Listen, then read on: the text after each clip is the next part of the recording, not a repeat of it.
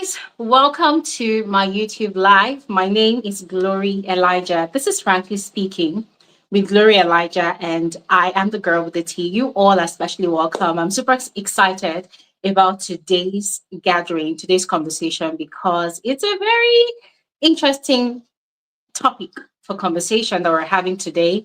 And I cannot wait to hear from every single one of you. All right. But first of all, once again, you're all specially welcome. And I already announced the title of today's conversation on the video I put out this week. I had done a movie review about the movie Echo Valley. Echo Valley.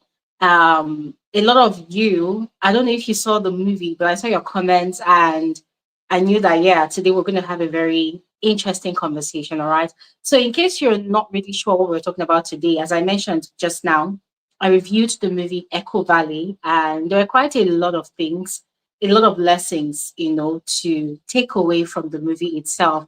So, if you haven't seen the movie, I'm just going to give you like a brief summary of what the movie is all about and um, spell out the key issues that we're going to be discussing on today's YouTube live.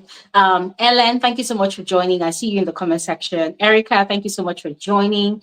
I see you. Grace Uka, I see you. Thank you so much for joining. Z Yanda, thank you so much for joining. I see you. You're all specially welcome. And to those of you that are silent viewers, silent listeners, you're all specially welcome. All right. And then there's Carol P. Carol, greetings to you as well. You're especially welcome. Okay. So quick summary of the movie Echo Valley. It's about a mother that shows the full extent of her love to her daughter by helping the daughter to cover up a crime. Yes. The daughter heavily abuses drugs and um, how do I put it now? The daughter rolls in the company in bad company. Yes, the boyfriend is an addict and is also friends with someone who uses heavily drugs and is also a seller of the substance. Yeah, and so a child, like a young guy, had actually overdosed on some of these drugs, and this girl had roped the mother into that situation to be the one to help them clean up the mess. And that was how the mother did it without thinking twice. The mother had helped the daughter to clean up the mess. For those of you that have seen the movie, I'm sure you understand every single detail of what exactly happened in the movie. But what really stood out for me in the movie, guys, what really stood out for me is not even about the love of the parent. It's not about the love of the mother. For me, it's about the gullibility of the mother. Yeah. When I saw the synopsis on most of these major movie sites, I was really pissed, just as I was pissed when I was watching the movie. Because for me, I'm thinking, no, why do they try to make this a beautiful story? Because as far as I'm concerned, it's not a beautiful story. Why do they try to make it, look so grand, like the mother did something really grand for the child? No. When you watch that movie, what you see is a parent that badly brought up her daughter. That girl in that movie, what's her name? Sydney Sweeney. She was badly raised in that movie. Yeah. Now we did not see her formative years, we did not see her upbringing, but from the way she was able to manipulate the mother, the way she was able to deceive the mother repeatedly, with the mother knowing fully well that the daughter is actually manipulating and deceiving her and still condoning it and still enabling it. Ladies and gentlemen, it was just a perfect example of bad parenting. Perfect example of bad parenting. So, knowing fully well that the daughter is a substance abuser, like a terrible substance abuser, but always welcoming the daughter back home with open arms. And whenever the daughter demanded for money, either subtly or by force, the mother would still give her money. Even seeing the kind of person the daughter was dating for a boyfriend, and the mother was still welcoming the person with open arms. The daughter would leave home, go away for days, for months, for weeks, And then when she has exhausted all the funds that she got from the mother, she will go back home and, chit chat with the mother, spend some quality time with the mother for sometimes just a few hours. And then before she leaves again, she will demand for more money from the mother, and the mother will give her more money, especially looking at the fact that the mother does not even have enough money because she's grieving the loss of her wife. Yeah, the mother divorced the girl's father and married a woman. So it's just, I felt like the movie was just really messed up. I felt like the movie was messed up. I felt like the movie was sick. And the most infuriating part of that movie is reading a lot of the reviews online and also reading the summaries from most of these major movie websites, how they called it the ultimate sacrifice of a mother. I'm sorry, I felt like the movie was just really portraying the ultimate stupidity and gullibility of a mother. Yes, that woman was very gullible. I mean, deliberately gullible.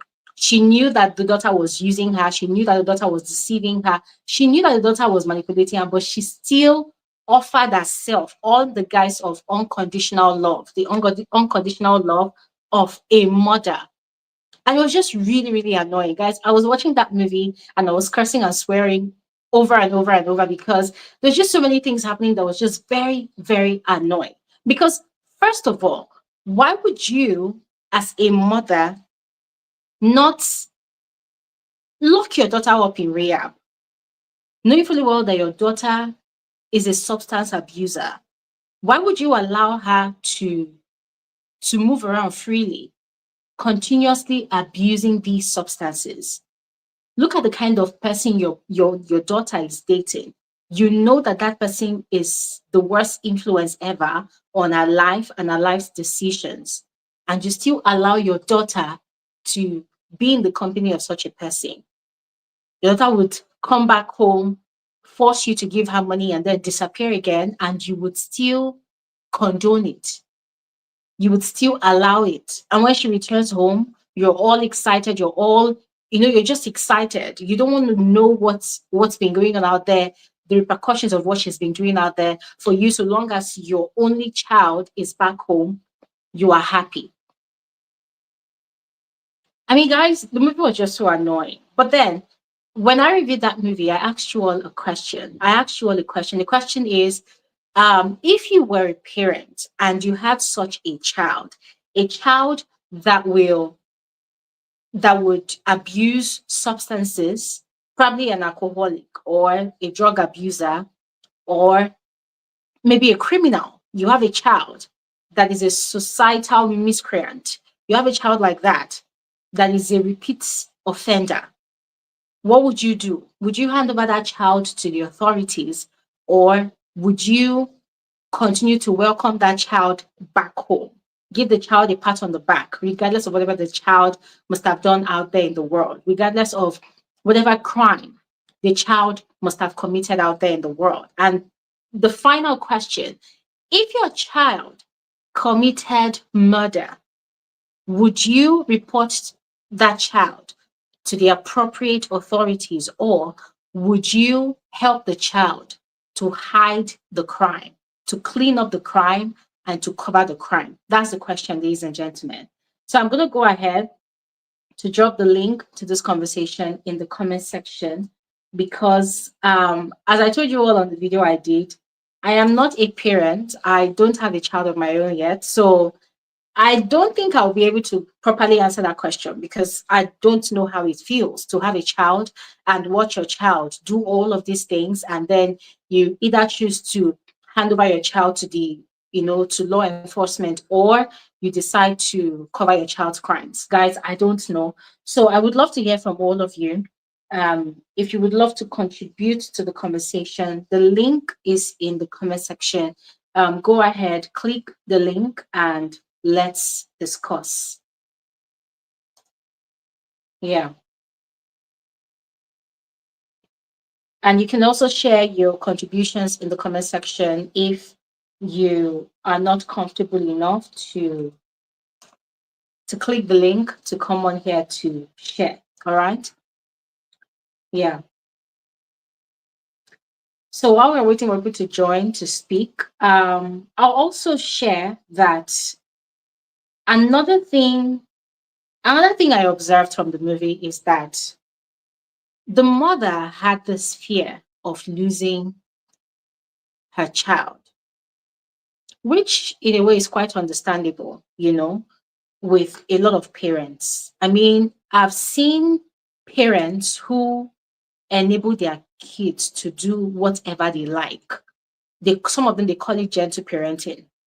You know, they allow their children to do whatever they want to do. They allow their kids to be wayward. For them, there's that fear of, oh, if I scold this child, if I am too if I am too strict with this child might not love me. This child might not like me. This child might not trust me anymore. This child might not open up to me and share with me their deepest, darkest secrets. So you see a lot of parents who just go ahead to allow their kids, or you give their kids that leeway to do whatever they want to do, all in the hopes that their children will come back and tell them whatever they did out there, you know. But then they forget that such style of parenting, it cannot work in society. It cannot work in society because I strongly believe that that is how bullies are birthed. That is how criminals are birthed. They do things, and because they know that their parents will condone it, they know that they have repeatedly done things and gone away with it with their own parents, they expect that that is the same treatment they will get in society. And so they go ahead to commit all manner of atrocities, which is really terrible, you know. But then it also makes me wonder from the angle of the parent, what are they thinking? I mean, watching this movie, Echo Valley, you see how this mother is just quiet, all through quiet. There was a conversation she had with her husband that she did, her ex-husband that she's divorced from. The ex-husband has a family, a new family, has a wife, has a child. And it was just so sad, in that movie that this woman was so broke, like broke, broke, broke. She did not have money of her own. She had to go to the ex-husband to ask for funds to fix things around the house. And the husband was telling her to stop enabling their daughter because, according to the husband, the daughter is sick. In my personal opinion, watching that movie, I did not think that their daughter was sick at all. I did not think their daughter was sick. I felt like, I felt like the daughter was just badly behaved, badly raised. I did not think the daughter was sick. And you see, this is the problem with a lot of families, They refuse to accept the raw truth about their kids and also accepting their own role for their poor, let's say for the poor upbringing of their children. They refuse to accept their own role. So listening to the girl's dad saying that the girl is sick, I said, nah, she's not sick. She might be an addict, yes, which she was in the movie, but she's not sick. You could clearly see that this is a child that grew up spoiled.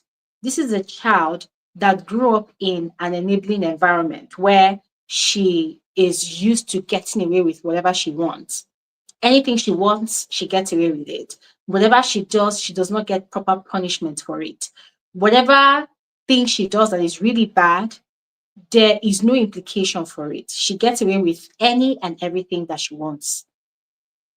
And the mother does not see anything wrong in how the daughter is.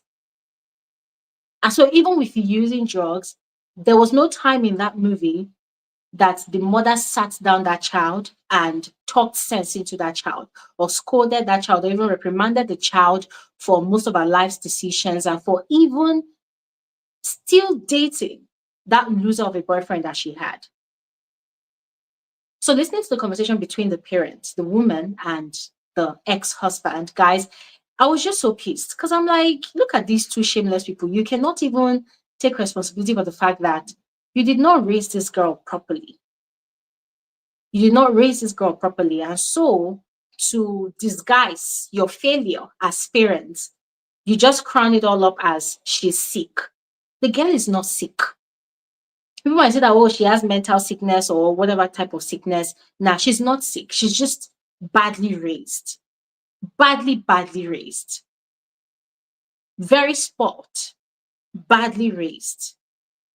And to show the extent of the bad, terrible upbringing that that girl has, it came from the conversation she had with her friends. After the mother had helped she and her friends to clean up the crime, to hide the dead body in the lake, from the mother's own research, she discovered, I think, a message where the daughter had bragged to her friends that, oh, my mother loves me unconditionally. So whatever we tell her to do, she will do it. So that was exactly what happened in that movie. So, ladies and gentlemen, once again, the question is, if you are a parent and you have a recalcitrant child, you have a child that has committed murder, or a child that has just committed a crime that involves taking the lives of people, what would you do? Will you hand over that child to the appropriate authorities, or will you help that child to clean up the crime and hide the crime? We have Victor here. Let's talk to Victor. Victor, you're welcome to the conversation. Hello, Hello, thank Victor. you. Glory. Yes, you're welcome. How are you? Hello, I'm fine, I thank you. can How are hear you? you. I am good. Thank you very much. So, to answer Okay. the question, what are your thoughts? First of all, let's say I'll try to caution the child and give him some space, some time for him to learn from his mistake. If he doesn't Hmm. adjust, then I'll do what is necessary. And what is necessary? What do you deem as necessary? Mm, like I'll send him to the authority. Yeah. Hmm. So let's say that at that initial stage where the child maybe took away another person's life, are you going to spend time talking to the child? Or let's say the child took away someone's life, and then the child comes to tell you that, oh, look at what I did. I just murdered someone. What are you going to do? Are you going to immediately hand over the child to the authorities? What are you going to do? Wow, that's a very difficult question, though. It's my It's a son, it's my difficult child, question. so yeah. Like seriously, it's a difficult one. I can see you're struggling to answer.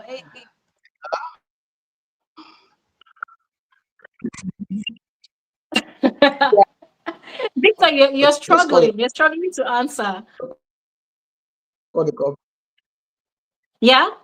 Yeah, yeah, yeah, You're yeah. struggling to Because I answer. really want the best Why? for my child. I really want the best for my child, so just call the authority to take him over to be settled. So if you call the authorities and, you know, some countries, according to the laws of some countries, it's a life for a life.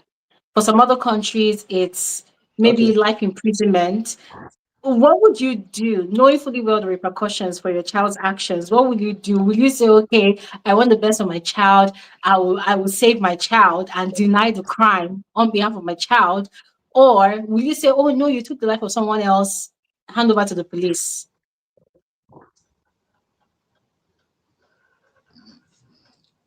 I'll try to defend my child everywhere everything necessary. If it doesn't work out, then I'll just respect the law. Hey, my God. I feel your struggle. I feel your struggle. I feel your struggle, but yeah, thank you so much. I mean, I honestly cannot even judge your approach to the situation at all because, you know, a child is your blood. Uh, The other person that is blood is not your blood. But then it's now a question of morals, moral judgment. Which would you fall onto? Would you save your blood, your life, your legacy? Because your child is your life, your child is your legacy. Would you save your legacy, or would you want to be a good citizen, a good person, a good human that would fight for justice for the other person whose life has been snatched from them? So yeah. okay, I'll take a second option. Okay, what's the option? I want to be a good person in society. Yeah. Okay. All right, Victor. Thank you so much. Okay. Thank you. Yeah, At least I've learned something thank you. today from you. Yeah, Yeah. but I think at the end of the day, the key takeaway is proper Okay. upbringing. Proper upbringing Yeah. means different things to a lot of people. Proper Yeah. upbringing Yeah. means different things to a lot of people. And it's not only the parents that actually raise a kid. The society is involved, the environment is involved, but I believe that parents also play a huge role. People are going to Yeah. question the presence of parents. Like, okay, what about people that are orphans, right? I mean, that's a Okay. different conversation for another day. But if you as a parent, you are alive, you're breathing, and you are present in the life of a child, one would expect that there's more you can do than just being the parent. It's not just by having a So, child, it's about how do you nurture the child and how do you raise the child. But anyways, thank you. okay. Thank you very Okay. much. All right. Thank you. All right. Bye. Okay. Let's hear from Mr. A, and then we'll hear from Erica. Hello, Mr. A. Hello. Hello, Glory. How are you? How are you? I'm good, Mr. A. Welcome to the conversation. Yeah. So, the Um, same question to you. yes. Mm-hmm. Well, I mean, put it this way.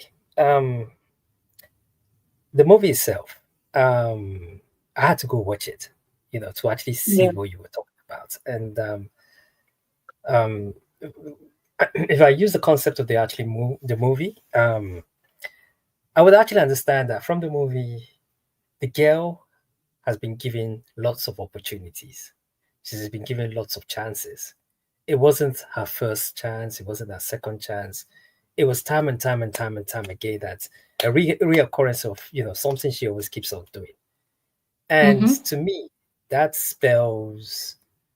Um, I think from the father side, he's already given up. He's Mm-hmm. already given up. So hence the reason why he was telling the mother that, oh, your daughter is sick. She needs treatment.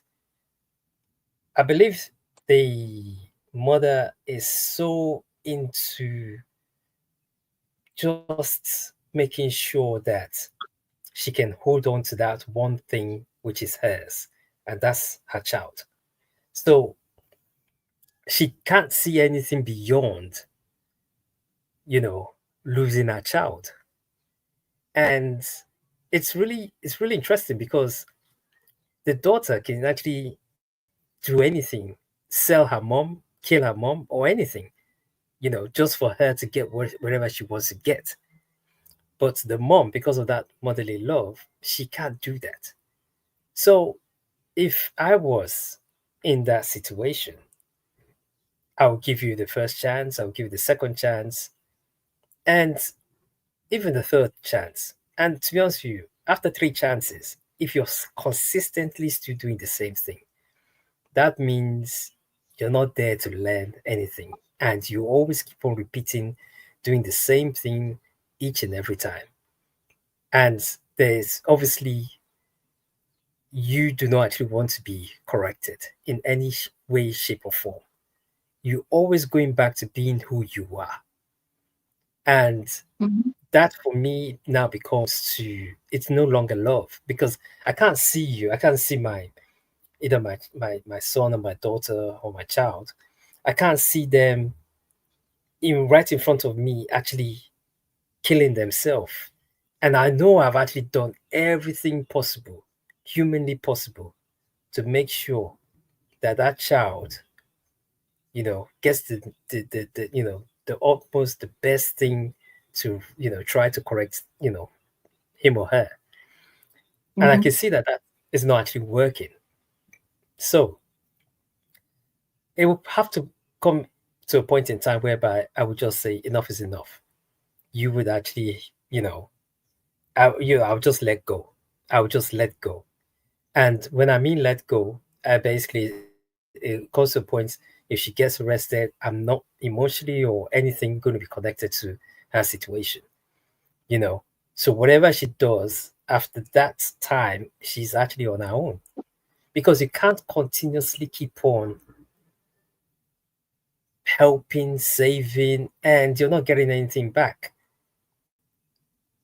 In Mhm. that sort of relationship, it's both, it comes both ways, energy. And it's like, you as a parent, you would actually look at it and say, okay, you done it the first time. Okay, you know what?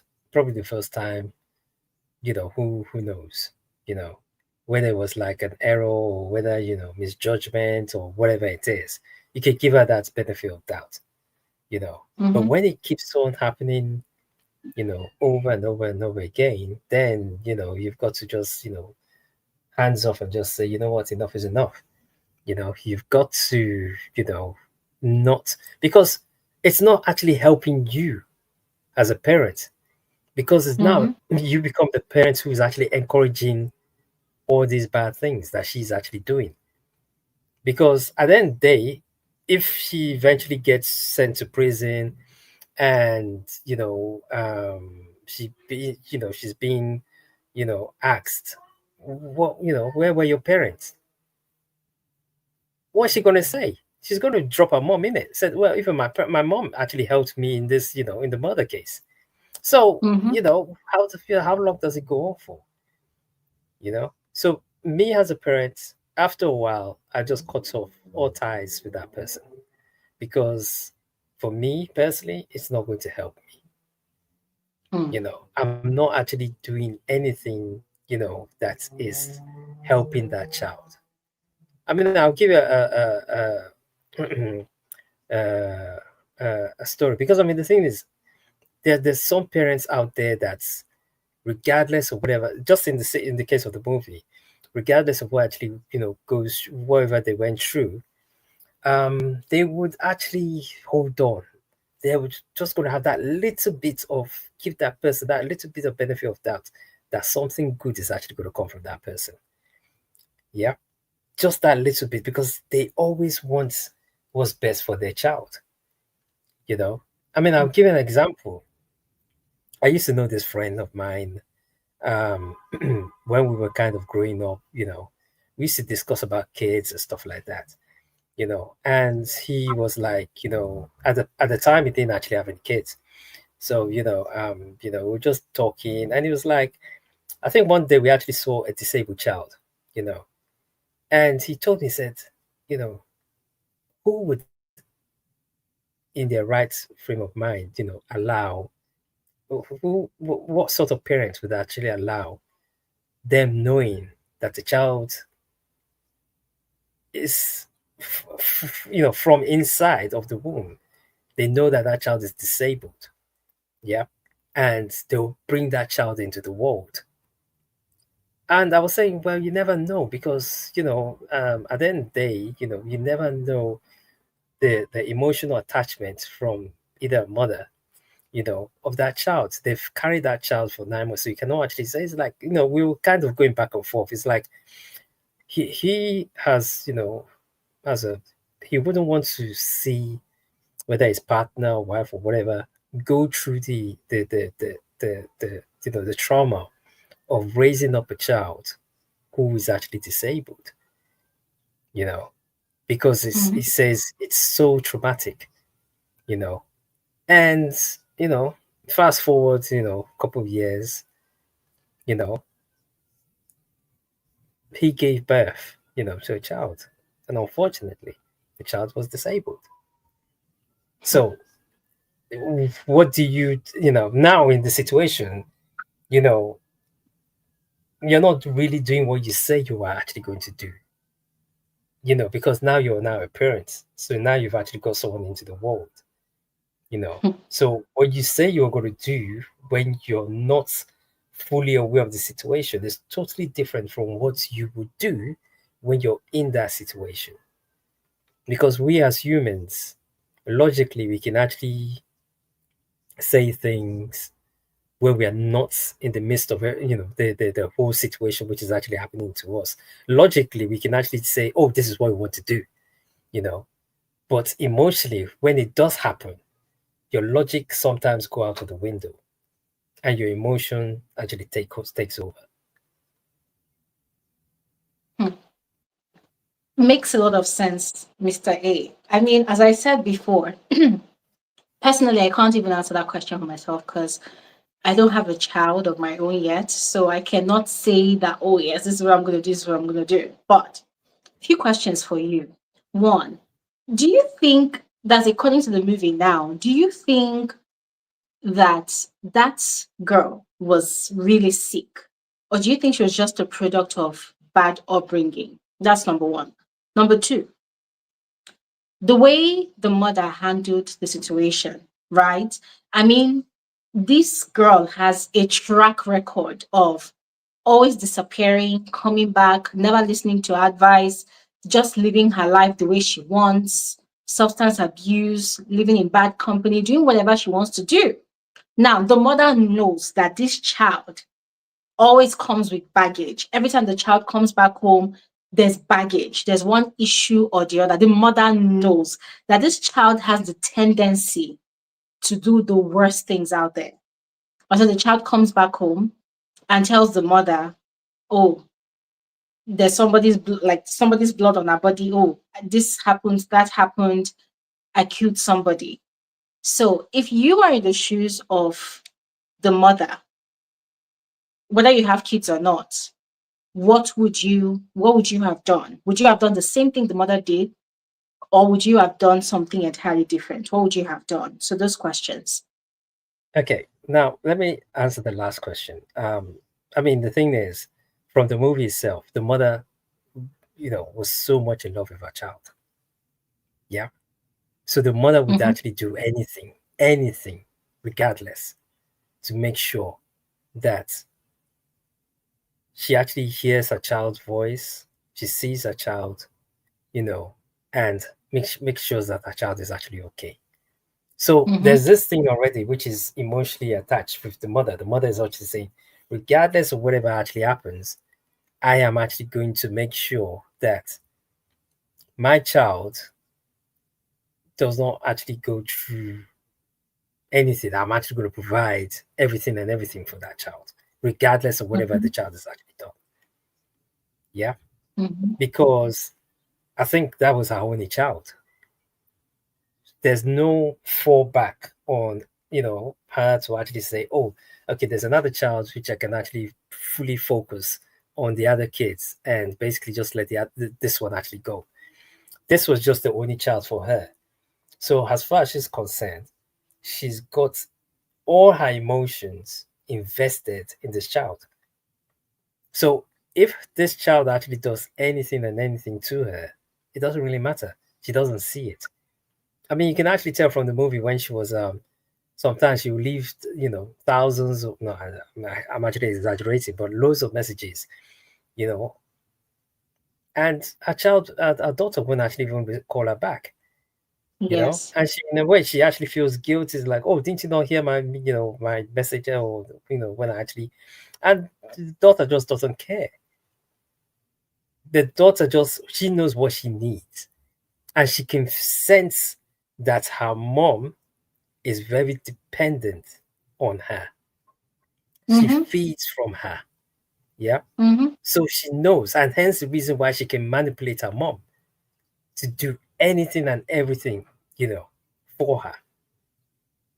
She knew. She's a very manipulative girl.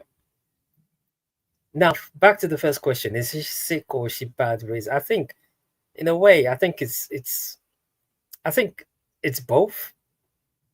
It's both because if you think about it, this was probably caused by drugs she was taking, and the drugs is probably, you know, being in her system, and she doesn't care anymore. She goes off and do whatever she wants to do. Now, Mm. that is her being sick. Yeah. Mm-hmm. And then the bad training comes in from, okay, you know your daughter is sick, you know, get her to rehab. I'm not sure whether she actually went to rehab or not. I can't even actually remember. But I know that the Mm. husband actually said, "Oh, your daughter is sick, you know, she needs, you know." But I can't remember where from the movie whether she went into rehab. But Mm. hence the reason why I'm saying it's from both, you know, it's the daughter's actually sick, and also from the mom it's bad parenting because the mom doesn't want to actually the mom is actually encouraging what her daughter is actually doing.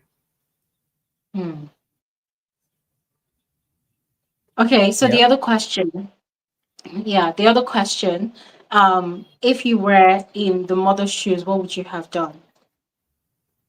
If I was in the mother's shoes, I would have, you know, let go of her because I'm now thinking as a mom. Yeah.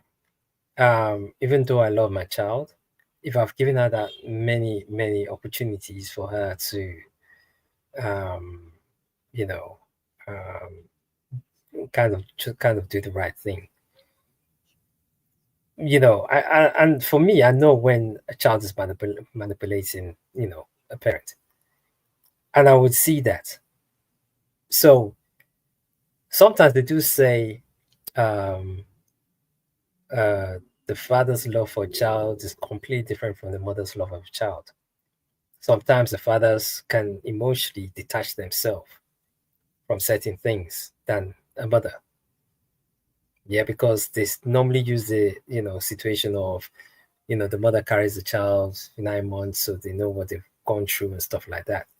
You know, but for me, as if I was in the mom's shoes, I would completely detach myself from her because I know she's a very manipulative, you know, child, and she's actually manipulating me to do, you know, whatever she wants to do. I mean, from the movie itself, I mean, for her to actually write that message to, was it the boyfriend or was it the, Mm-hmm. you know, the drug dealer? Well, for her to say, "Oh, you know, I know my mom would do anything. This is, you know," and she did it, you know, because I know that I can actually manipulate. You know, I'm just paraphrasing what, you know, Yeah. the the daughter said, but that goes to show that she's a very manipulative and calculative person. Mm-hmm. Yeah, she knows what she's actually doing. So yeah, when you're that's when you're that person who would actually do anything for your child, if a child sees that, you know, there's it can actually be a positive and a negative light. If a child knows that, oh, my parents or my mom or my dad, they would actually do anything for me regardless, then they will use it against you. But if a child actually says, oh, my mom and my dad would do anything for me, but I can't go through a certain, you know, layer of, you know, stand, it was like, I can't, you know, what's the word? I can't overly, you know, do this because I know there's going to be consequences at the end of it. Then you know there's that pushback. But when a child knows that, regardless, you know what? It's like, you know, I keep on using it as a situation of Nigeria. The government they'll keep on testing the people. So they'll do something, the people won't react, you know, and then, you know, they say, okay, let's try the next level. And that's what's actually happening here, you know, that, you know, they'll keep on trying, they'll keep on pushing, they'll keep on testing you. If you don't act and actually, you know, be a parent and actually put your foot down and say, you know what, enough is enough. This is not right. Then they're always going to manipulate you. They're always going to, Hmm. they're going to be chasing you around the finger. You know, that's how I see it. You know, yeah. Oh, thank you so much, Mr. A. You see, one part of the movie that really triggered me, and I'm directing this question now to Erica. One part of the movie that really triggered me was the scene where the daughter, as usual, came to bond with the mom, and every time she comes home, plays with the mother, smiles with the mother, spends a beautiful day with the mother. We know what's coming next. She's about to make her demand. Give me money. I need money. So, as usual, she was doing the same thing. And the mother was telling her, I don't have money because she honestly did not have money. And she said, no, what about the check? The dad had given the mom a check to fix the roof of the house. And the mom, she said she was going to kill the mom's dog. Oh, God. See, that's the mom's dog, the only companion that the mom has in that massive farmland. The mother stays alone in that farmland. It is massive. They have a ranch. It's massive. It's big. The house is big. The mom stays alone there. She's supposed to be staying with the mom, but of course she disappeared. And so the mom has this dog as a companion. So she said she was going to kill the dog. In other words, the one thing you hold dear to you now that I'm not here, I'm going to take it away from you because you're refusing to give me money to go buy more drugs. And the mom was trying to protect the dog and she was pounding on the mother. Like this girl was beating up the mother. See, that scene was so triggering. Erica, question to you is what would you have done in that situation? If you were a mom or if that was your child, what would you have done? Are you there, Erica? I'm here. Okay, Can you hear yes, you're me? welcome. I can hear you. Welcome to the Yeah. conversation. Okay. If she was my child, like Mr. A said, I would let go. Hmm, Because the reason I would let go is um, I would like the mother with this movie, the mother went that far to cover up for the crime. hmm, So, but I wouldn't go that far. I would not go to cover up the crime. I would take this child to the court or to the police, and then she will be charged and prisoned for those years. I think I would feel better knowing where my child is. If she's in hmm, prison, I would know. Maybe I would visit. She's my child. I mean, I love her, but what she did hmm, was wrong. So for that reason, I would put her in prison and she would pay for what she did. And me knowingly, not I don't think I will be depressed or stressed just for knowing that that child is in prison at the place where I know, where I can even go for visits and maybe hmm, help with whatever I can help. If they allow me to bring some food or whatever she needs while she is there until she completes, maybe this will taught her a lesson, teach her a lesson, and maybe when she finish her years, I don't know for how long she will be there. If she comes out, she might be a changed child. That is what I think. hmm. Okay. That is what I would do. Yeah, I think. Oh, okay.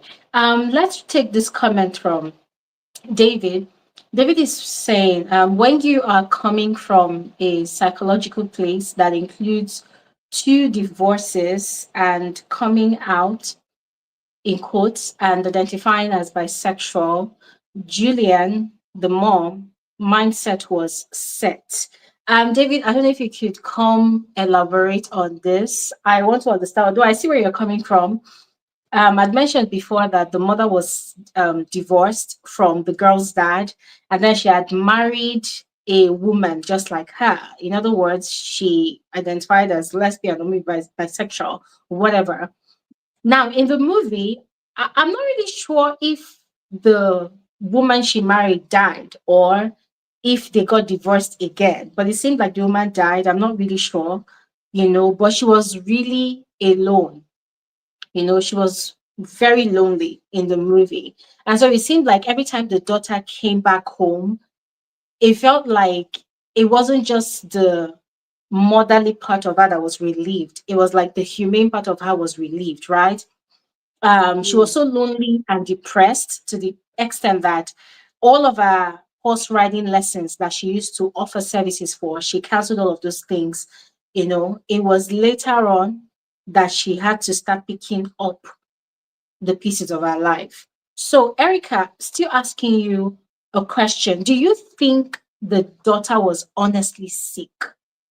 I don't know if you've seen the movie, but from all what we've described, do you think a child that is notorious for consistently breaking the parent's heart, you know, enjoys living in bad company, abusing substances, will come back home, threaten the mom for money, take the money and leave just like a true addict, and then come back, act all sweet and nice? Do you think the child, do you think it all boils down to just mental illness for the child? First of all, how old is this child, Glory? I see, that's a very valid question because we keep calling her a child. This girl is probably up to 20. I think it wasn't really specified in the movie, but let's call her an adult. Okay. If she's an adult, but as a mother, I'm not a mother, I'm in the same space as you. But a mother, from my friends that have kids that I know, they would go to any length to cover up for their kids, but I don't think they wouldn't go that far. For my friends, the ones that I know, I don't think they would go, but you'd never know. Mother love is something else. I have heard a lot of stories about how they could cover up things, and you would even gag when you hear this, when people are saying, no, that mother did that for that child. You would think, really, did you really do that, or did that parent do that really? But it's actually a difficult conversation that we have today. But I'm telling you, I'm speaking at my side as a non-parent. But I think if I was a parent, I could have maybe gone that far and helped the child. But if this child is manipulative, abusive, and children can be that way, they can really, like she was threatening the mother that she's killing the dog. But Yeah. maybe she wouldn't have done it. She knew she could push the mother that far for the mother to do things, because they know these children that are manipulative they know what to do, which buttons to press to get the parents do what they want. They can do that. I had a friend here that has a son, and the son went to prison for something, but the mother and the husband, these friends of mine, the husband and the wife adopted the child. This son's child, he had a son, so they adopted him.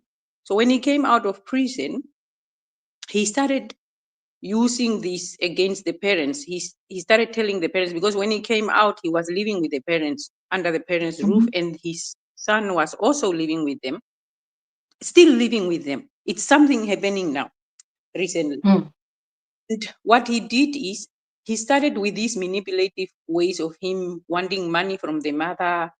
And one day he woke up and he just went out. So he's on parole. He went and reported the parents. Glory, you won't believe it. He reported the father and the mother to his parole master or something, because there is someone that you at the police station that you report to. Because he's out, but they are still checking on him. If he does something, they can take him back in prison, back to prison. So he went and reported the parents. He's telling this parole master of his that my mother and father are not listening to me. They are asking me where I am going when I'm going out, but I don't ask them where they are going. I'm saying, hello, is this child even okay in his head? He lives under your roof as a parent, and you are looking after his child. Now he's even telling the reporting the parents to this parole master. But then they explain that this is what he's doing. He's going out. We don't know. Maybe he's into drugs again and that. The other day when the the parents went to work, he took the child, his son, because it's school holiday. He took the son and bring it to the grandmother, and he's telling the grandmother, yeah, my mother and father are spoiling my child. They don't want me to discipline my child. I'm asking Whoa. myself, how that child is going to turn the same way that you turned up to be, because if you Mhm. would discipline, what will you discipline him? and Exactly. and and yes, and I told the mother that I think your son is just jealous of his own son, because now he's Mm. seeing the love that he was getting from the mother, and the father is no longer there. Now they are giving it to the little one. And Mm. during the time that he was in prison, the parents were actually, now they took over his son. So Mm. this is the children are, I'm telling you, Glory, there are some children that are really they go far. They really go far. I don't know. I really don't know. That's why I'm saying, as a non-parent, I would feel safe if my child is in somewhere locked up, and I Mm. know they are safe there. Some prisons are good, actually. They are not bad. They are like a rehab. Some of them are bad because you could send your child there, and it will turn up worse. When they come out, it might be worse, either worse or better. You know, But Erica, oof, there's something I you don't know. mentioned. Yeah, there was something you mentioned when you were speaking. By the way, David has joined us. Thank you, David, for joining. Erica, while you were speaking, Mhm. there was something you mentioned, that the girl probably would not have killed the mother's dog. She was only threatening, right? And you see, Yes, that thing does not start out of the blues. I think that thing begins from the formative years of a child. I've yes, seen yes, exactly. cases, yeah, growing up, I've seen cases where there was this young boy back then where I grew up. That boy was so naughty. That boy was so naughty and so mean. I've never seen a child that was that mean. That boy was so mean. He was a terror as a child. So this boy, even at the age of, let's say 8, 9, let's say he's upset. Maybe he wants something, and the parents are saying no. He would pick up that thing and say, I'll break it. I'll break it if you don't give me, I'll break it. And they'll tell him, no, you cannot have it. And he'll break it. And they'll not be like, why did you break it? So no major punishment. They'll just express disappointment.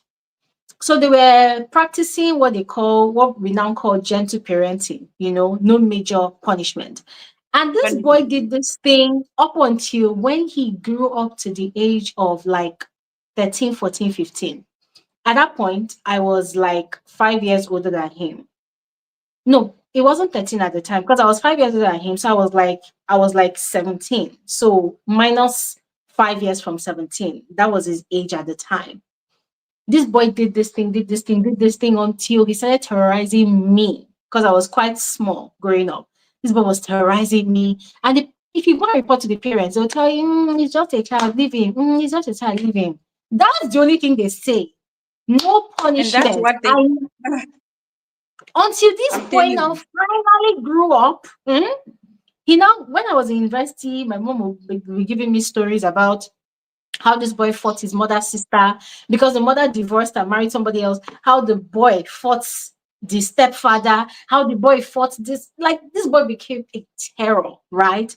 And now currently the gist is into serious internet fraud because growing up he wanted so many things and the mother had money, so the mother would give him some, and the more the mother would give him, the more he was demanding for bigger things. It now got to a point Exactly. where he wasn't, yeah, it now got to a point where he wasn't really demanding for bigger things anymore. So for him, he started taking. So he wouldn't ask anymore, he would take.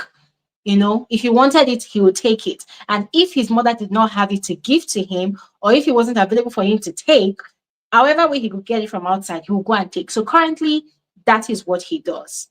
you know. And when Mr. A was talking about, oh, it's both, bad parenting and a sickness, I totally understood where Mr. A was coming from, but I still felt like, nah, I feel like bad parenting also holds a major stand in this True. situation. True. Yeah. Very, because this boy that I'm talking about is doing almost the same thing. One day before he was sentenced to prison, one day he came in late in the house, and the mother, and this is the mother's fault. She is my friend. I'm not going to mention it, but this is her fault. Mm. He came in, so the father was trying to discipline him. I think he was 15, 13. Then what he did is glory. I was shocked when I heard he said that to the mother. The Mm. father took a belt and I think beat him with a belt, and then he said, "Don't touch me, daddy." And then he beat him the second time. He said, "Don't touch me, daddy." And then he started holding the father, and then he said, "Mommy, give me a knife there." I'm like, Huh? "What? Did he say that?" He said, "Yes." I said, "You see, it's you. I'm going to give this to you. It's you, because normally when he comes late at night, the father says, don't open the door. Let me handle it." What she did was she would sleep and then sneak out in the middle of the night and go open behind. And then she would call me and tell Oh. me, "No, my son was outside and the father said I shouldn't open, but I felt sorry, so I opened." I said, "That's not disciplining. I'm not a mother, but if you do things like that, this child will never listen to you until the time he end up going to prison." Oh, So hectic. for him to say, "Mommy, give me the knife there," do you really think I would give a knife to you to kill my Mm. husband? Mm. Oh, I was. I mean, I have issues with parents not playing their role as they should, because what Mhm. it results in is children weaponizing the love, in quotes, the unconditional love that parents actually have for their kids. When it gets to that point of no return, I feel like that is where parents then realize that, oh, we've actually failed. Let's hear from David. David, you're welcome. Hi, can you hear me? Can you guys hear me? Yes, can hear Okay, you. hi. You're welcome Hi to the everyone. Hi conversation. Erica. Hi Mr. A. Hi Glory. Well, Hi there. Glory, you're right. Actually. You're right. The second marriage ended she was so the comments I put there was, you guys know there's a difference between empathy and sympathy, right? So empathize with someone means you're putting yourself in their shoes, you're trying to understand why the person will make that decision, right? It's very easy Mm. for us. So it's clear that the mom in this story, Julianne Moore, she has flaws. Like, I mean, it's very easy for you to watch that movie and know she has flaws, right? The question is, why did she get to that point? And one thing about movies is they don't tell you it's a movie, right? So it's 1 hour long, 2 hours. It's not it's not like you're watching a series or you're watching Mm. something that there's always going to be fill in the blanks where you as the person watching the movie have to fill in, think that okay, maybe this is what they meant here and all that, right? And Yeah. every information has to have a reason, a meaning for it.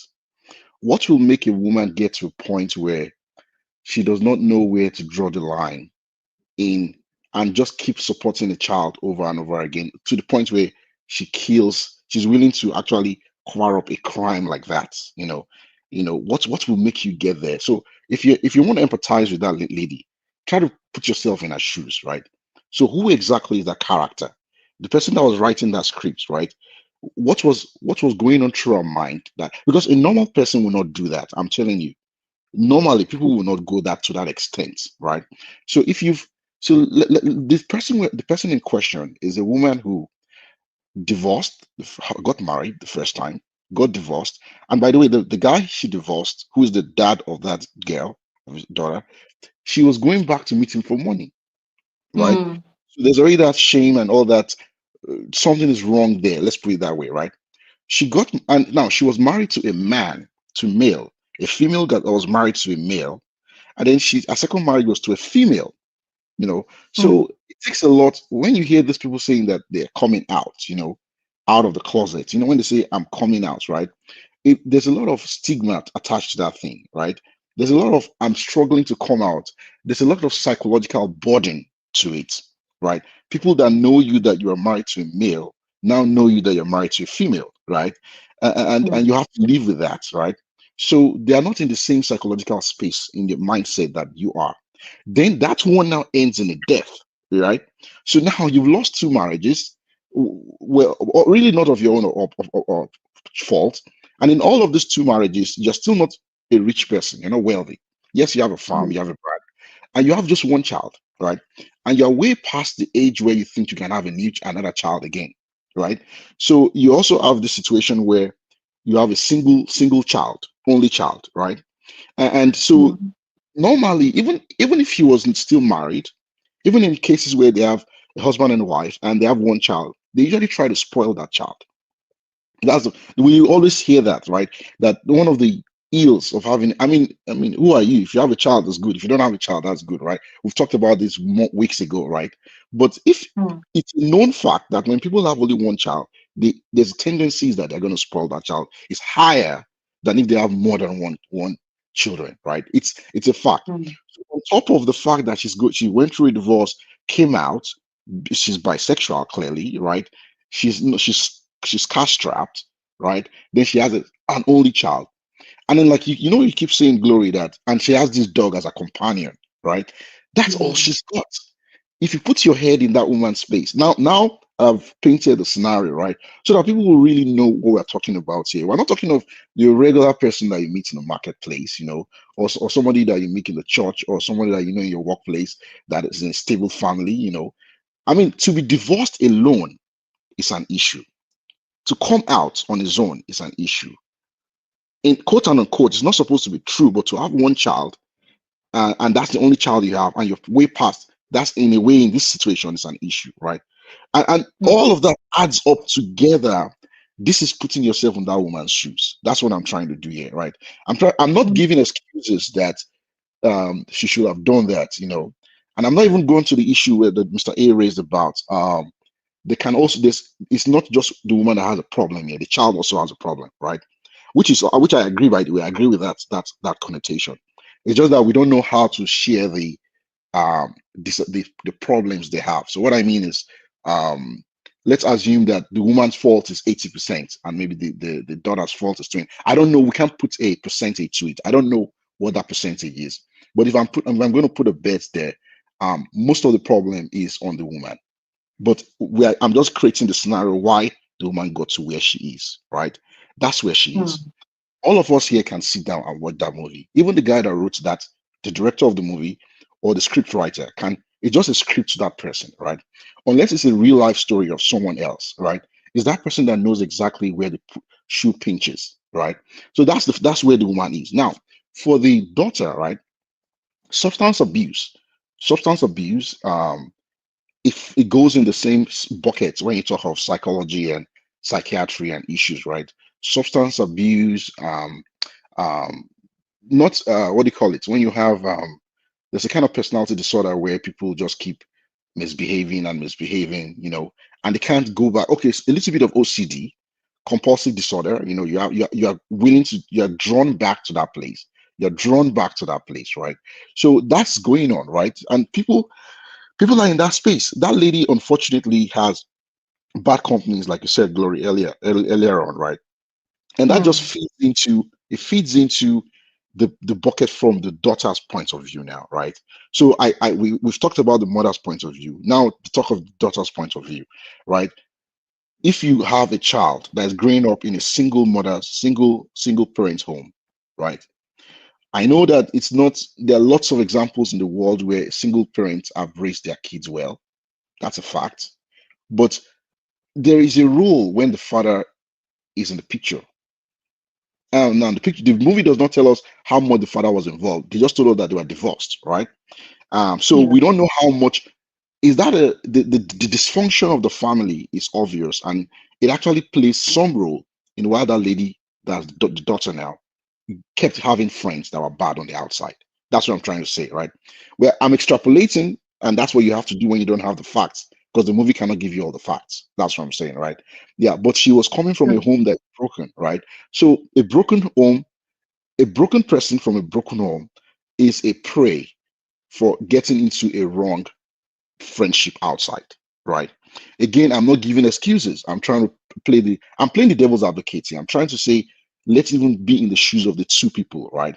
Now, when you bring that broken mother and a broken daughter, and then you now see the dysfunction, and by the way, the daughter knows that her mom is broken. Mm. The mom also knows that her daughter It is does. broken, but the daughter is the one that wants to capitalize on that because she wants to get some extra benefit. That's why she keeps coming back. She keeps playing on that. You know, I'm your only child. You know, you have no one to go. You know, I'm the only, except for Mm. this dog. If I kill this dog, then it's only me, really. The dog is actually, Yeah. in a way, the dog is actually a competitor to her. So if she kills that dog, then she's the only.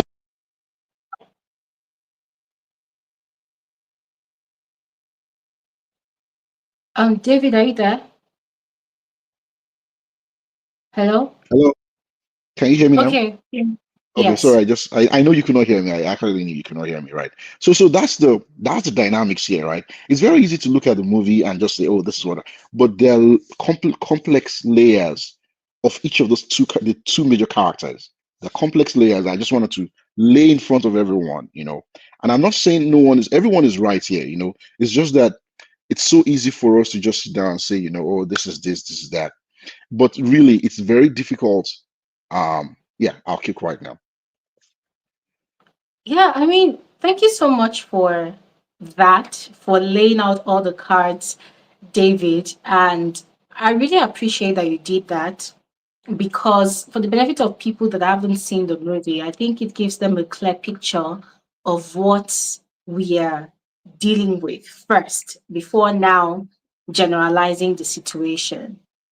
But then I also have questions because I'm a strong believer that nothing just drops from the sky, you know. There's always a start to things. There's always a beginning point for everything. So, despite the woman's situation, Hmm. when when she was having the conversation with her husband, her ex-husband, when she went for Yeah. money, Hmm.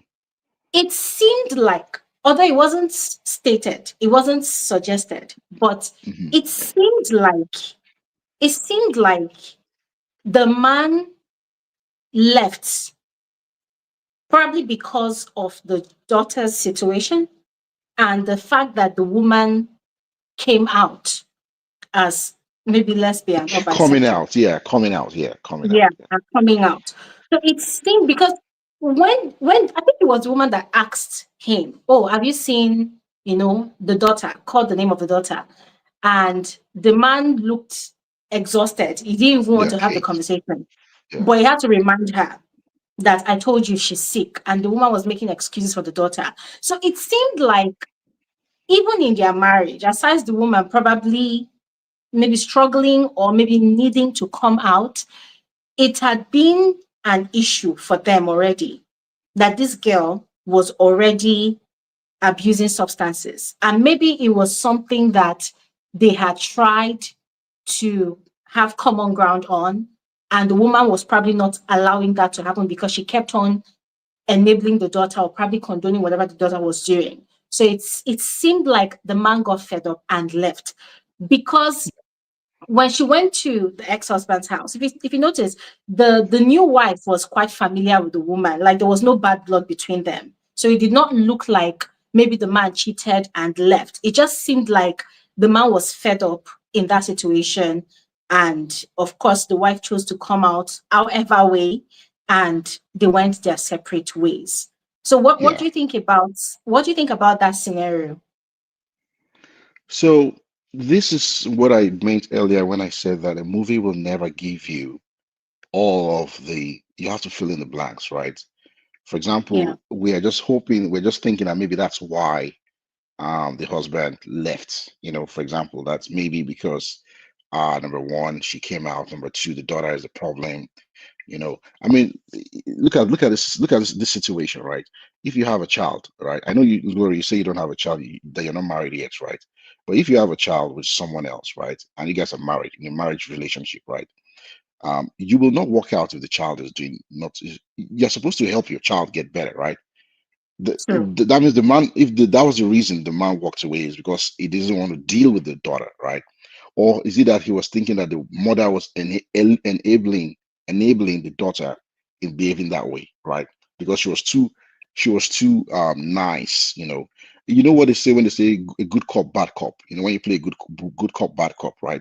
So one of the parents Yes. should be the one, even if the daughter, even if the mother was enabling the daughter, the dad should have been the opposite, right? Let's put it that way, right? But what did he do? He walked away. So but you're right, though. It doesn't really matter what that thing is, right? Whether it's because of this reason or because of that reason. But I get you where your question, and again, your question is. Let me get your question very well. Can you rephrase it again? What exactly is the question now? So, what's your question? Yeah. What's your extra question? Okay, so you laid out all the cards about the woman's situation. Hmm. Obviously, Hmm. someone who is depressed, someone who is Hmm. lonely, someone that is scared of losing the only thing that The really only, matters to her, or the one thing that she has left. You know, she's yeah, lost her soulmate. That's the female that she married after the hmm, ex-husband, right? So that fear of losing her daughter again, and so she would go the extra mile yeah. to protect the daughter, to keep this one last thing that she has. So the question is, do you think it only boils down to that situation that she was having to deal with at that point in time? Or do you think it's something that has just been going on, looking at the conversation she had with the husband? It's something that has been going on for a while. I agree. That's what I think is. That's number one. Number two, I always try to bring narratives and draw inferences, like, and bring some contrast, right? That you will not believe where I'm pulling this from, right? Remember the week where we talked about the movie by Tyler Perry, the one that Yes. what's the name? What's the name of that movie now? Strong. The most recent one. Yeah, Straw, right? Strong. That the last straw that broke the, yeah, right? You know that story, right? That story. I dare say there is a similarity between that movie and this movie. I know it sounds very funny, but let me just hear me out, right? So that Okay. movie, right? In that movie, you had a mother who was broken, right? She was broken in real time, in a very short time. Within 24 hours, we saw the woman broken down completely, right? Because she lost her daughter, right? This time around, Yes. a woman, this case though, we have someone who was broken down for years. It took a long time Mm. for Julian it's not people are always apt to recognize something that happens suddenly, and it gives this dramatic effect on your mind, right? This movie, Mm. this one we're talking about, this Echoes of the Valley, right? This one, the woman she's been breaking down slowly. All those things I talked about, the divorce, the death, losing someone, coming out, one child, like cash trap. It's almost like the alter ego of what happened to the other lady, but that one will just happen within 48 hours, right? So, and because the other one happened within 48 hours, you can easily see the emotion. You can easily see it. Really, it jumps out to you. Let's put it that way, right? This one, Mm. you have to really sit down. It's like a slow pot that is cooking, right? It's cooking. So she really was she has years of breaking down. And to your question, that's why I also say that I agree with you, is the latter, that this is not the first time she's going to meet that her husband, ex-husband, right? So it's a piling up. It has she has chronic, that's the word they use in medicine. They say chronic stress. She's Her own is not the acute type, our own is the chronic type, right? It is Mm. two movies of two mothers who are willing to do crazy things for their daughters, right? It's one movie on the one hand where the person died in front of you and all that, and that one is so the way they did the cinematography, you can appreciate that the person died suddenly and all that. But this lady, the one that we're talking about, Kate, the one that Sweeney, the lady that this movie, Stephen The Echoes, Sweeney. right?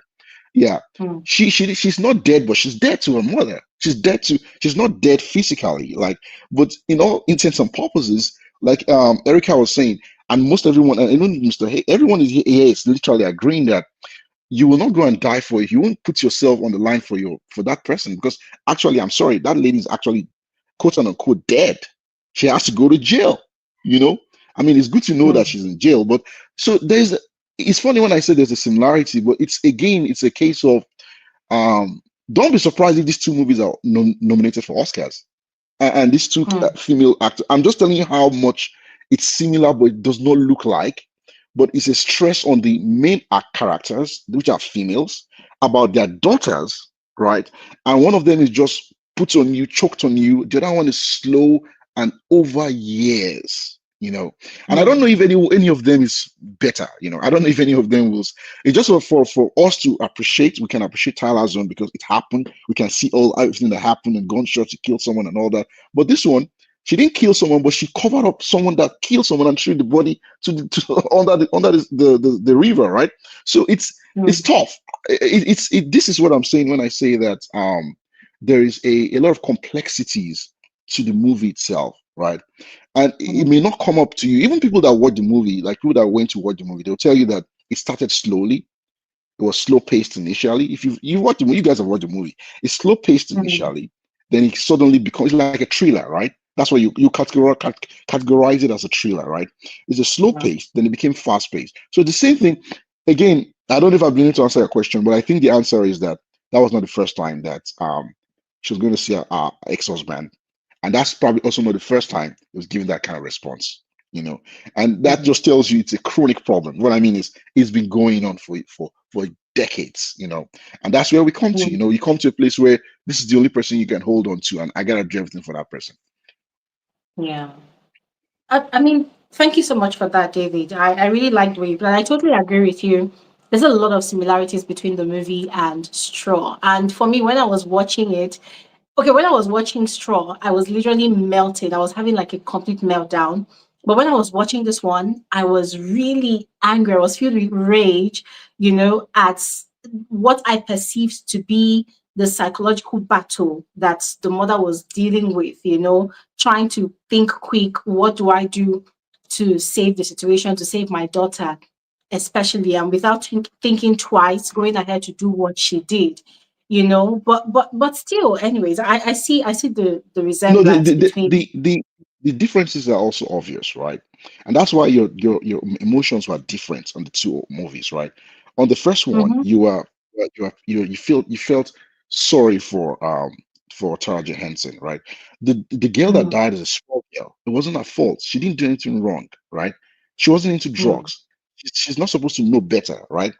So, but on the other hand, this one, so there are differences. On the other hand, this one is the mother failed the child. The mother kept failing the child, right? The other one, the mother just could not, based on society, the mother has to unfortunately fail the child. But this one, so Taraji was trying to help her child, but the institution of racism was affecting her. But this time around, mm, this one, there's no racism here. This is a case of inner battles of previous things going on in Julian's life is what actually yeah, affected her. So that's why you felt more pity in the first one, but the second one you felt more rage because you're like, yeah, this girl is not a small girl. Like, why is the case? What's going on here? Why are you not having a grip of her? Like, this is not like if this is not like a 2 year old. This is someone that's above 18. mm, I can't remember the age now. Right? She has a boyfriend. We know she has a boyfriend, and then she came up with that plan with the boyfriend, so in your mind, there's no way you're gonna have.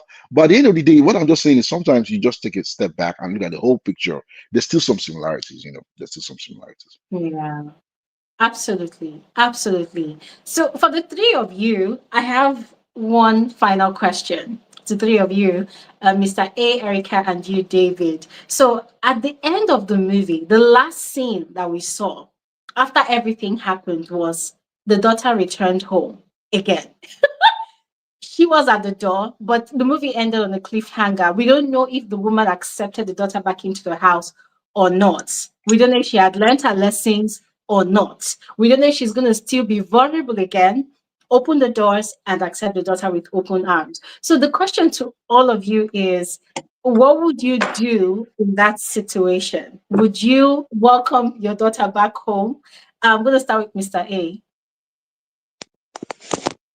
I mean, looking at the how it actually all ended, I'm going to actually, base it on two things: how I feel the woman is going to react, and how I would actually react. I think Okay. the woman is going to willingly accept her daughter back. I think she hasn't learned a lesson, and I Oh think, my. I think it's that fondness, that attachment between her and her daughter. It's always been there. Um, if I mean, during the scripting or whatever, during the movie, um, there wasn't any sort of like evidence to show that she hated what her daughter did to her or disliked what her daughter Mm-hmm. did to her. There was nothing like that. It was all about making sure that the drug dealer, actually got, sent to jail and stuff like that. But there was Mm. no blame. There was no blame on her daughter, and that's why I feel like, um, you know, the mother would actually accept her daughter back with open hands. You know, that's what I Mm. personally feel. For me, yeah, I doubt it. I mean, I'll slam that door, right? I won't even open the door, you know, or I'll even get seriously. I mean, I'll probably get even more dogs, like really attack dogs, just in case she shows up again, and yeah, just attack her, because to be honest with you, I've lost all hope with her, you know. I mean, what she did, I pray no parent, mother or father actually goes through that scenario. And then for her to actually have the audacity to come back and say, what? What exactly? What exactly? It's the same thing she did when she left and she came back, and she came back with that story of, oh, that made up story, with her boyfriend. It's exactly the same thing. So it's not going to happen again. You Mm. know what they say about fool me once, fool me twice, fool me, whatever it is. Yeah, it's not going to happen. Yeah, so that's me. All right. And also, Thank one you, thing I Miss actually wanted Wilson. to say was we don't actually know of the mental state of the daughter when she Mm. was in the relationship. When obviously when they were in the family with the husband and um, with the mother. So was it a situation probably it started with you know did she catch her mother in that bisexual relationship, and that started it, or what? Because I mean, the thing is, it seems like the the the both parents were actually aware that she actually had a problem, you know, Mm-hmm. before they actually got divorced. Yeah, Mm-hmm. so they knew she actually had a problem. What was that problem? Where was it derived from? Was it derived from the fact that in being in that family, she wasn't getting attention? She needed the attention. Attention wasn't shown her way. You know, you can always argue it. From that perspective, that the fact that she didn't actually have the attention she needed, she Mm. took the drugs, path to actually, console herself, make herself feel better, or whatever. And it led to one thing or another. Mm. So, and then obviously that led to probably um, the mother not not when the mother is in that situation, she's seeing that her family is breaking up. Her husband is not giving her the support. She's finding some other support from someone else, which is you know being in a bisexual relationship. She's getting that support now, and she's now happy. But the whole family as a overall is actually damaged because Mm. who knows? Because probably because of all this situation which has actually happened. So now the mother Mm. is now focused on her relationship with her other partner, and the daughter is right bang in the middle, still trying to you know analyze what's actually going on. Still trying to, for her, it's like nobody loves me. You know, is that scenario whereby I don't feel any support from my parents, and I'm just going to go ahead and do my own thing. And regardless, I Mm. won't care. So hence the reason why she's probably got that attitude of, you know what, I don't care. I'm going to do whatever I need to do. There's probably not going to be any consequences. The fact that she did that with her mother, for me, in a way, if I look at the storylines, feels like probably the mom did something to her, or she saw something within the mom when she was in either the one of the two relationships. She saw that she probably wasn't going to forgive the mom, you know, and hence the reason why she was doing what she did, you know. Hmm.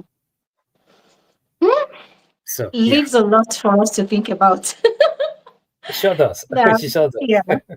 yeah. Very interesting. Thank you so much, Mr. A. I mean, No worries. as you were speaking, there's just so many scenarios jumping in my head. And, just as David also said, the movie left us with a lot of filling the gaps. And I think it makes it a great movie too, because it also presents a lot of lessons for everybody.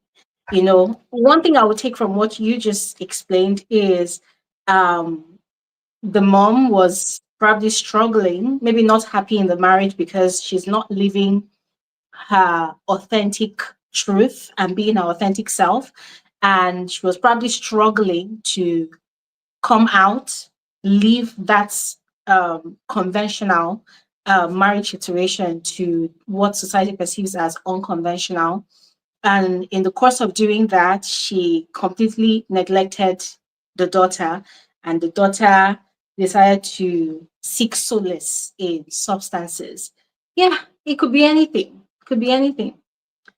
All right. Thank you so much. All right, Glory. All right, no worries. Yeah, thank you. Thanks. All right, Thanks, Glory. Erica, let's hear from you. If Yeah, you were the mom and your daughter returned after all of that, what would you do? Would you accept her back or would you chase her away?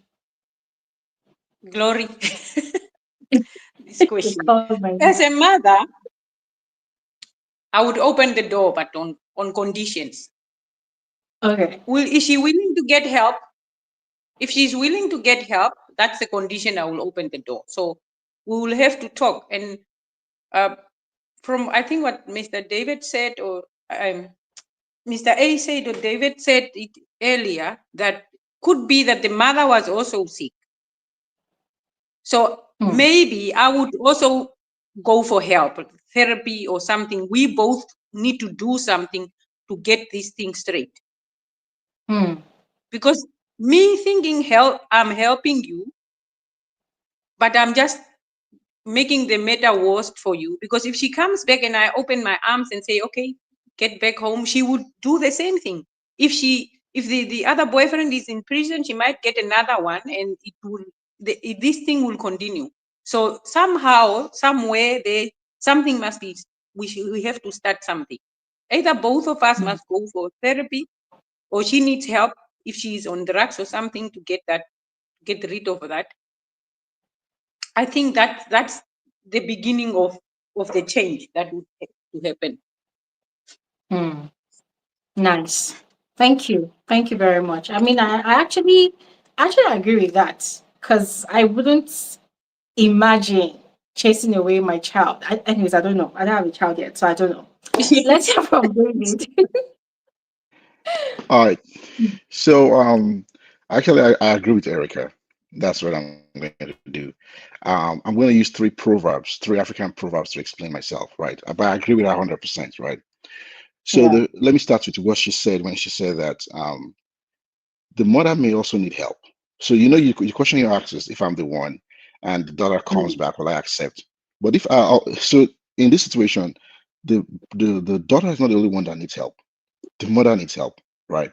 There's this African proverb that says that if a palace gets burned down, right, it's actually makes it more beautiful. It's an African Hmm. proverb, right? The meaning is that if you have a palace, a king's palace that gets burned down, maybe the palace has been there for 200 years, 300 years, right? And some of it, the buildings, some of the walls are already cracks and all that. Now that it's burned down, we have to rebuild it. So we are going to now rebuild it based on modern tastes, right? So there's now when we now rebuild, it's going to be even more fine. It's going to be more beautiful than what it was before, right? So it's sometimes when you have the situation where it's something that's fallen apart to the point where you now have to rebuild a relationship, you give yourself a good chance to start things from scratch, right? And Mhm. if the two people go, like Erica said, if she will go for therapy, the daughter will go for therapy, then they can actually start from a good place, you know. So that's the first proverb I'll say that goes with that, right? The Mm. reason why I would not, you know, you said yes, you don't have a child of yours, but will you really leave your child away? There's another proverb, you know, I'll paraphrase it. It says that when you have relations, so like your aunts, your uncles, your child, your spouse, you know, your relations, right? They are like necessary evils. So when it's, Mm. you can't throw them away. When it's cold, they are like thorns in it. Like you have a cloth, like a jacket that has thorns, like thorns inside the jacket. Like, so when it is cold, you have to put them on to cover yourself because of Mm. the cold, even though the spikes of the thorns are poking your skin, right? So it's something that you can't. Even the madman you see on the streets have relatives, right? So they won't tell you that they're relatives, but you can't abandon your child. That's the truth, you Mm. know. That's the way it comes down to. Now you can do your motherly love from a distance, but you really can't abandon your child. So it's easy to say, but I know some people can, and that's fine. That's what they would, but most people will not. They'll find a way of, even if they don't intentionally give the help directly, they might be helping, getting someone else to do the help for them, and they are just not in the Mm. picture, but they are still the one giving the help, right? And then Mm. the last proverb I will say to answer your question completely is, it's a proverb. It says that little by little is how the pig's nose enters the yard. So little by little is how the pig's nose enters into a yard, right? A problem doesn't just show up. We see the end of the problem when the problem is now manifesting openly, right? So some things are better stopped before it even happens. Yeah, better stop Mm. before it happens. If I for any reason I suspect that that child of mine is not remorseful and she's just going to play me a game, I'm going to put a stop to it. That's what I mean. That's what that last one says. So it's a toss up, you know. But it comes down to, am I willing to change, and is my daughter willing to change? And that's it. Hopefully this doesn't happen to anyone. I hope it doesn't happen to you, Glory. But you really don't want to be in a situation where you have to make up your mind, because if it happens to you, that means you also need therapy. That means the person we are looking Yeah. at, with a natural hair, no wig on today, where it needs therapy, right? So you don't want to be in that situation, right? You're laughing. Again, I just want to make you laugh. I just want to make you laugh. But Yeah. that's my take. It's good conversation. I think that, yeah, at the end of the day, sometimes you have to destroy some things to rebuild it better. Yeah. All right. Thanks, Mm. Glory, for having us. Yeah, Thank you. Thank you so yeah. much, David. Thank you so much. So, It's really a tough conversation. I remember after watching the movie, I recommended it to one of us, Fortune, and Fortune could not watch the movie to the end. I had to convince her again to go ahead and finish the movie. Although I don't know if she finished it, but the movie was so triggering. It provoked so many types of emotions in me. And after I was done being angry at the woman and at the daughter, and in a way, kind of proud of her for the way she dealt with that situation of the drug dealer that tried to blackmail her with information that he had about her covering up the crime that her daughter had committed. I had to sit down and ask myself the same question, that if you were in this woman's shoes, what would you have done differently? What exactly would you have done differently? And to be very honest with all of you, I even right now, I still cannot answer that question. I think I'll only be able to even consider or even attempting to answer that question if and when I have a child of my own. Yeah. But I also remember something that happened some time ago. I think this was about 4 years ago. I think 4 5 years ago. 4 5 years ago. Yeah. A friend of mine had I'd gotten a dog. So it was like a tiny Eskimo puppy, very tiny one. So I had gone to her house to join her in celebrating her birthday, and I was about to leave. So I noticed that her friends, they were passing around this tiny little puppy. This puppy was just about 2 weeks old, 2 weeks old. So her friends were passing around the puppy and they were just gushing over the puppy. And the puppy was sleeping peacefully. So my friend came to me and said, she wanted me to have the puppy and help her take care of the puppy because she was quite busy. She had a job that was quite impromptu. You know, today she's out, tomorrow she's out. So she needed me to take care of the dog. And I'm like, why don't you just give the dog to any other person? And she said, no, because she knows that I can take care of the puppy. She believes that I can take care of the puppy better than anybody else. I'm like, oh, okay.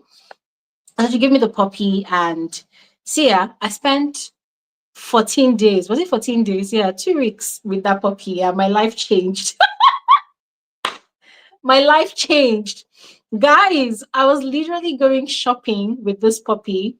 I'll go to the supermarket and I'll buy tiny little puppy outfits for this dog, and I will buy baby food. And this puppy was literally chilling and vibing.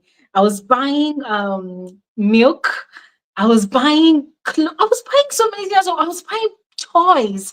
You know, I bought a towel for the puppy, its own special towel, and this puppy had its own bed, like its little house in my like little puppy house in my apartment. I was I felt like a mom. And the puppy was sleeping in the same bed with me, you know, and at night when the puppy wants to feed, it has a way of coming to my neck to lick my neck, and I'll wake up and take the puppy to go potty, and just I felt like a mommy. Until one day, I noticed that this puppy was growing, puppy was growing. I even renamed the puppy, named her Nala. My friend had named the puppy Rocky, so one of those occasions I took the puppy out for shopping, for puppy shopping, and somebody looked at the puppy and told me it was a girl, not a boy. My friend thought it was a boy, but it was actually a girl. So I renamed the puppy Nala, and I told my friend that, come, this is actually a female dog, not a male dog. So I renamed the puppy, and my friend was like, okay, fine.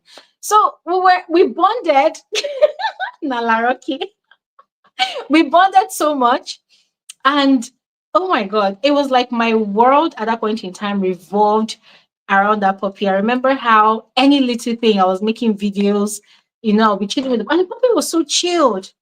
I would make videos, I'll send to my friend, and we're just happy. We'll come out to the compound where I was living at the time, had this beautiful garden at the back of my apartment, and we would run around the grass, we run around. The security man, the manager of the property, they loved this puppy. Everybody loved the puppy, and the puppy was growing.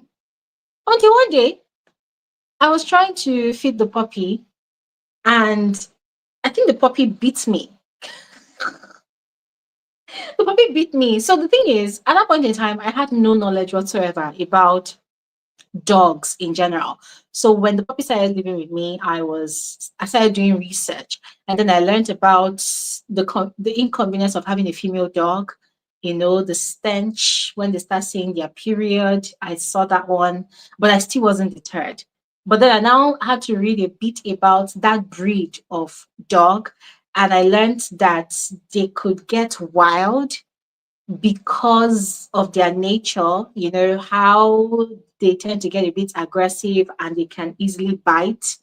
And there's a way they train them to not be able to bite. Now, I still swept that under the carpet because for me, I'm having fun with this dog and I love this dog so much, you know.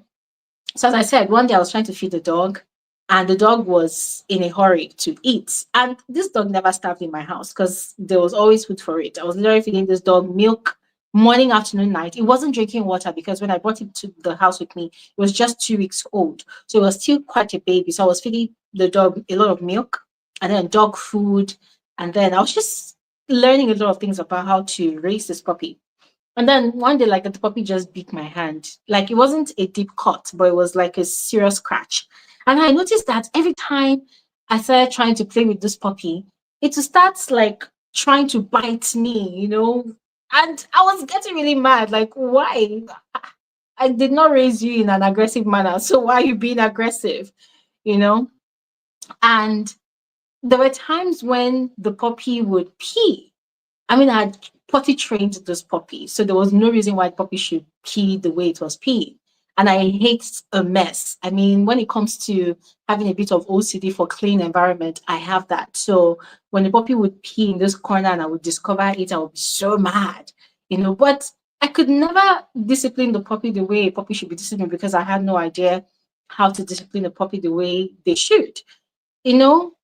So it went on like that for a bit. I could not bring myself to discipline the puppy. That was just the point, because I saw the puppy as being so sweet. Until my friend decided that she wanted the puppy back. I ordered an Uber, or I can't remember if she ordered an Uber, but yeah, the Uber arrived. I packed all the beautiful things I had bought for this puppy, put the puppy in the basket, and put the puppy at the back of the car. And this puppy was crying, and I was crying as well. I was crying. I literally followed the Uber to the bus stop of my street, and I came out. I was crying. And I was crying, and the puppy too was crying and barking inside the Uber. And the Uber driver was like, "Oh God, how will I get to my destination to deliver this dog?" Because this dog was crying so much, and I was also shedding tears. People were looking at me on the road like I was crazy, And I found it quite intriguing that I was crying because just a few days before then, the puppy was acting wild, in the sense that the teeth was growing and it's always in there something to bite into. And I had toys for it, but for some weird reason, it just enjoyed wanting to bite into my skin, and I was getting uncomfortable. And then there was a peeing at different corners of the house. And then I was trying, thank God there was no number two, but number one was a given. So there was the inconvenience and the anger that I would face sometimes with some of the naughty things that the puppy would do, but there was also the bond that we shared, So giving the puppy back to the owner, it was really heartbreaking. I cried and I cried and I cried, So why did I share this story? I don't know if that equates to how it feels to be a mother. It it's it probably doesn't equate to that, but I don't know, right? But I felt like I had nurtured something to a particular point for 2 weeks. And then, regardless of the ups and the downs that I faced with the puppy was taken back by the owner. And that separation was really heartbreaking. It was painful because I went back home and I was crying. The next day, I was still crying, And when I told my friend at that point in time, my friend was just feeling sorry for me. So there was this attachment. So, as I said, I don't know if it equates to the bond and the attachment that a parent has with their child. I don't know. And that is the reason I am saying that this question of what this woman did for her child in this movie, Echo Valley, if I were to be in her shoes, will I do the same thing for my child? That question I still cannot answer until if and when I have a child of my own. So, ladies and gentlemen, I thought I should end today's conversation on a light note. I hope my puppy story made you smile or laugh, whichever. But yeah, this is where we're going to end today's conversation. It was not meant to be lengthy, anyways, because it's just the movie review, or let's say the continuation of the movie review I uploaded on my channel this week. So yeah, thank you all so much for joining and listening. Thank you so much, Mr. A. Thank you so much, Victor. Victor was the first speaker. Thank you so much, Victor. Thank you so much, Mr. A. Thank you, Erica. And thank you, David, for bringing life to this conversation, for joining and for bringing life once again to this conversation. I am grateful. And I look forward to seeing all of you on my next video. I did not really put out a lot of videos this week because I wanted to give people enough time to go and watch the movie and also watch my review, and so that we could watch the movie today. Unfortunately, the movie is not on Netflix. It's not on Netflix, but it's on Apple TV. Yeah, the movie is on Apple TV. So if you have a subscription, you can go ahead and watch it. All right. But in the meantime, I'm going to stop talking here right now. Thank you all so much for watching. I will see you guys on another episode of Frankly Speaking with Gloria Elijah. Enjoy the rest of your day and your weekend. And I will see you guys on another video. Bye.